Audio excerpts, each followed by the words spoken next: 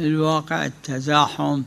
سواء بين الواجبات أو بين المحرمات بعضها مع بعض، أو بين الواجبات والمحرمات، أو بين اللا اقتضائيات مستحبات مكروهات، إذا أحرز من الأدلة الشرعية أهمية أحدهما ذلك المهم يقدم. جماعة من العلماء أحدهم ميرزا النائني رضوان الله عليه وآخرين هذول قالوا حتى إذا احتمال الأهمية أكو، هذا اللي جماعة آخرين لا يقولون به أنا هم لا أقول به يقدم. أما إذا مو محرز الأهمية يكون مخير،